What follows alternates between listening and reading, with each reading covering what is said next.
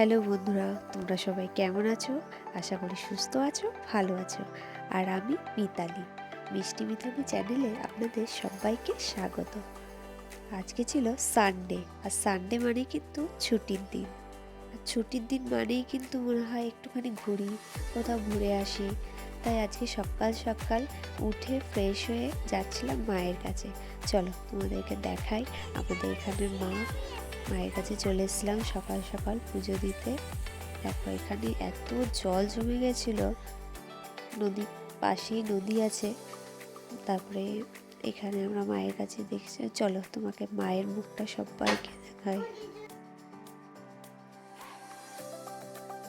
মায়ের পুজো হয় মাঘ মাসে, খুব বড় করে পুজো হয় আমাদের এখানে মাঘ মাসের অটন্তি পুজো যেটাকে বলে। তো এখানে বড়মশাই ধূপ দেখিয়ে দিচ্ছে, পুজো দিচ্ছে। মেয়েটা খুব বিরক্ত করছিল, যার জন্য আমি পারিনি।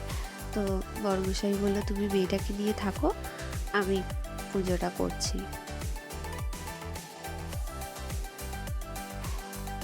তারপরে আমরা পুজো দিয়ে বাড়ি এসে এখানে টিফিন করব বলে আমি এখানে একটু চাউমিন করে নিচ্ছিলাম।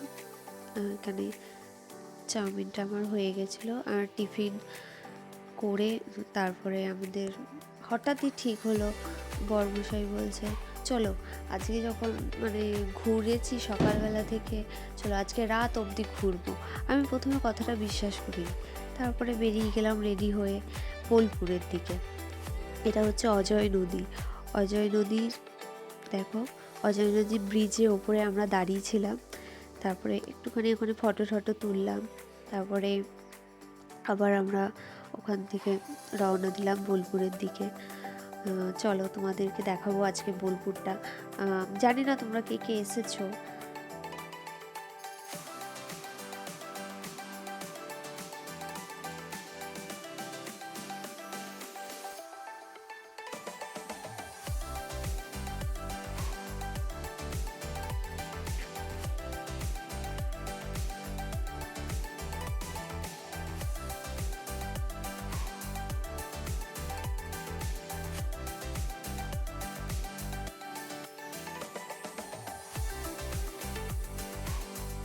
দেখো চারিদিকে কত সুন্দর পরিবেশ।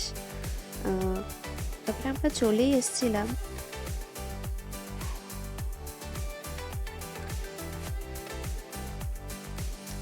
সোনাঝুরির হাট যেটাকে বলে, আমরা সেখানেই এখন যাচ্ছি। এখান থেকেই শুরু সোনাঝুরি হাটটা। এখান থেকে মানে গাড়িগুলোকে সব রাখে, গাড়ির স্ট্যান্ড আর কি, এখানে গাড়িগুলো পার্কিং করার জায়গা। তো এখানে গাড়িগুলো থাকে, তারপরে তোমার টোটোগুলো থাকে।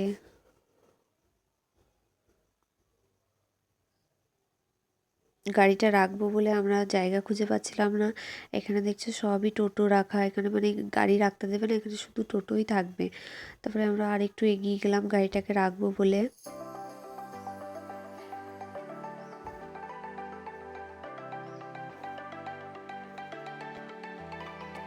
আমরা কোনো জায়গা খুঁজেই যাচ্ছি, গাড়িটাকে কোথায় রাখবো খুঁজে পাচ্ছি না। এখানে টোটো মানে এত ভর্তি, আর এখানে মানে হাটটা যেদিন বসে আমরা সেদিনই গেছিলাম, প্রচুর ভিড় হয়, প্রচুর ভিড় হয়। তারপরে গাড়িটা আমরা এখানে রেখে চলো তোমাদেরকে দেখাচ্ছি যে এখানে কি কি মানে এখানে পরিবেশটা কেমন, কি কি বিক্রি হয়। এখানে আসলে কিন্তু বিভিন্ন ধরনের ফটো পাবে, রবীন্দ্রনাথের তো পাবেনই। তারপরে এখানে সুন্দর সুন্দর ছাতা, খুব সুন্দর সুন্দর শাড়ি, এগুলো বিক্রি হচ্ছিল। আর আমি বড়মশাইকে আমার ব্যাগটা আর হেলমেটটা ধরিয়ে দিয়েছিলাম, তুমি বুঝি তুমি ধরে থাকো, মেয়েকেও নিয়ে নাও, আমি ভিডিও করি। এখানে খুব সুন্দর সুন্দর হার, হাতে মানে কাজ করা, সুতোর কাজ করা ব্যাগ, সুতোর কাজ করা শাড়ি খুব সুন্দর সুন্দর পাওয়া যায়। এখানে দেখো সাঁওতালি নাচ হচ্ছিল, এখানে একটা চায়ের স্টল ছিল, প্রচুর প্রচুর স্টল এখানে, মানে শাড়ি জামা কাপড়ের। তারপরে বিভিন্ন ধরনের কুর্তি, সুতোর কাজ করা এত সুন্দর পাওয়া যায় এখানে। হাতে তৈরি করা ব্যাগগুলো খুব সুন্দর।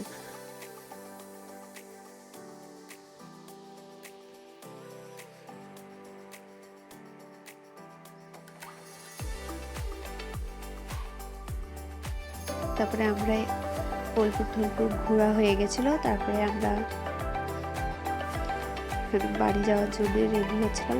তো বন্ধুরা, আমার ব্লগটা এখানেই শেষ করছি। দেখা হবে নেক্সট কোনো ব্লগ।